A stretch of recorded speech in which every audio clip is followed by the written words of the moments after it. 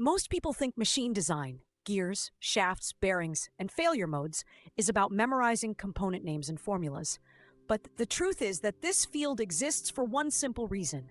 Machines fail if their parts aren't designed to survive real forces over time.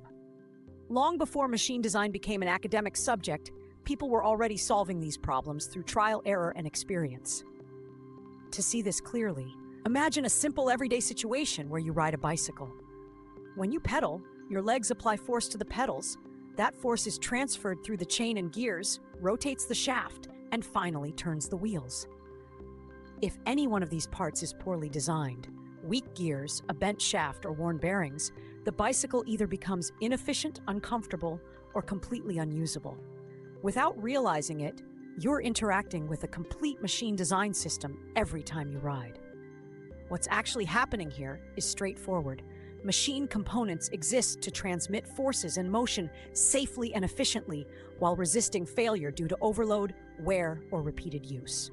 Gears change speed and torque, shafts carry rotational loads, bearings reduce friction between moving parts, and failure modes describe how and why these components eventually break.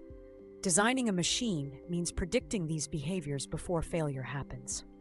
This same logic operates at an industrial scale.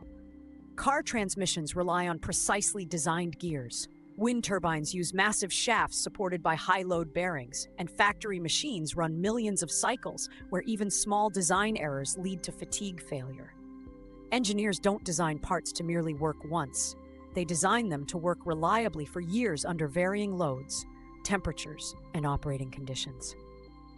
The structured study of machine elements was formalized by Franz Reuleaux, who treated machines as systematic combinations of standard components rather than isolated inventions. His work allowed machine design to be taught methodically, making it possible to analyze, compare, and improve machines using engineering principles instead of guesswork. Now that you understand the intuition behind gears, shafts, bearings, and failure modes, the next natural step is to explore fatigue, factor of safety, and design against failure, where we learn how engineers ensure machines don't just function, but survive. And that's exactly what we'll break down in the next episode.